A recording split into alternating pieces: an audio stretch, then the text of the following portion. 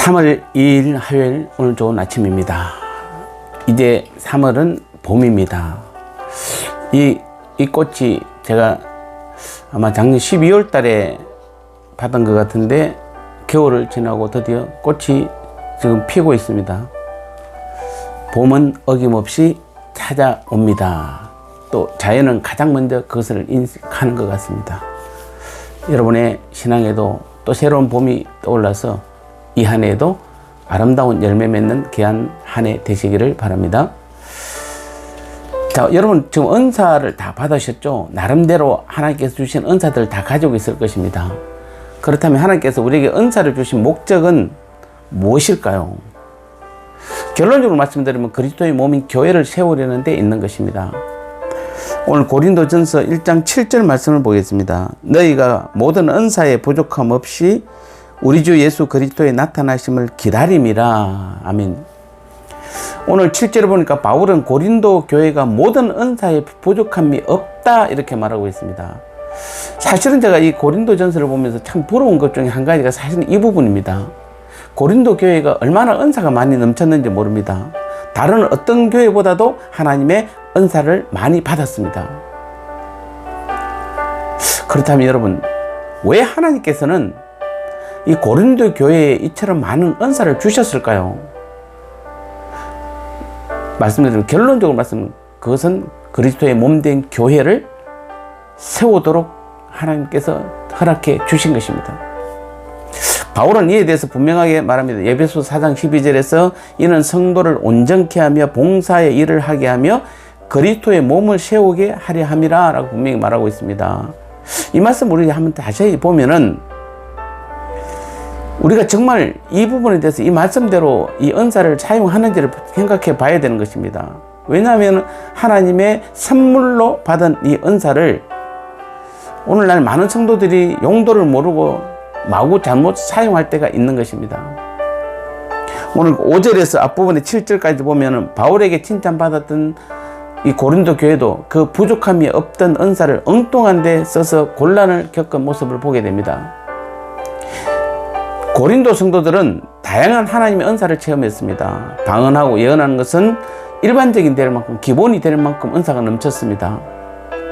아니, 예배의 질서마저도 무너질 위기에 처할 만큼 많은 은사가 있었다라고 보는 것이 오히려 고린도 교회의 정상적인 모습입니다. 그런데 왜 하나님께서는 하나님의 몸된 교회를 위하여 주신 은사로 인해 그리스도의 몸인 교회의 위기가 찾아왔을까요? 교회를 굳건하게 세우라고 준 은사인데 그 은사 때문에 오히려 교회의 위기가 찾아온 것입니다. 그 이유는 간단합니다. 받은 은사를 그 목적대로 사용하지 않기 때문입니다. 즉 그들은 그리스도의 몸을 온전하게 하려는 목적으로 사용해야 할 은사를 오히려 자신을 위한 자랑의 방편으로 사용했던 것입니다. 그들은 받은 은사를 자랑하고 또 은사를 받은 자신을 자랑했습니다.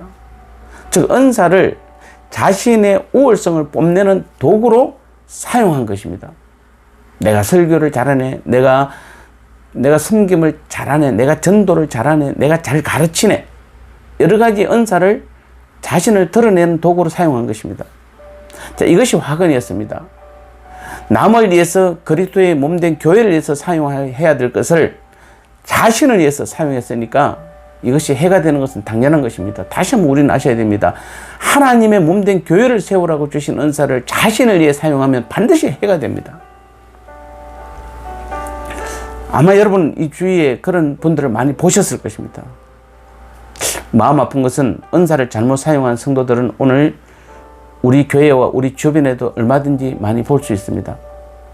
일부 신유의 은사를 가진 사람은 자신이 그 은사의 근원이라도 되는 것처럼 자신을 신성화시키고 사람들을 현혹합니다. 예언의 은사를 가진 사람도 마치 자신의 능력으로 지혜를 얻은 것처럼 가장합니다. 따라서 우리는 받은 은사를 자랑하고 또 은사가 있는 자신을 많은 사람들이 자랑합니다. 그러면서 결국 사람들을 자신 앞에 굴복시킵니다. 이단이나 그 사이비 종교들의 작태가 바로 이런 것입니다. 너무도 슬픈 현실입니다. 하나님께서 은사를 교회를 섬기라고 주셨는데 그 은사를 가지고 교회를 무너뜨리고 자기를 내세우는 데 사용하고 있으니까 하나님의 큰 심판이 임하는 것입니다. 은사를 주신 분은 물론 은사의 목적과 사용 방법을 완전히 무시한 것입니다. 즉 선물을 받은 자식이 아버지께 등을 돌리고 선물에만 온 정신을 쏟는 것입니다.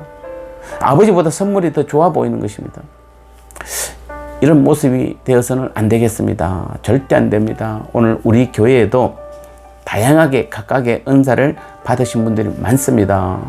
목사님들은 말씀의 은사를, 또 장로님들은 성도들을 온전케 인도하는 지도자의 은사를, 권사님들은 믿음이 약하고 도움이 필요한 성도들을 위로하고 도와주고 섬기는 그 섬김의 은사를, 교사는 가르치는 은사를, 찬양과 워십, 각종 악기로 예배를 돕는 은사를, 그 외에도 봉사와 전도, 여러 가지 많은 각각의 많은 은사를 가지신 분들이 우리 교회에도 많이 있습니다.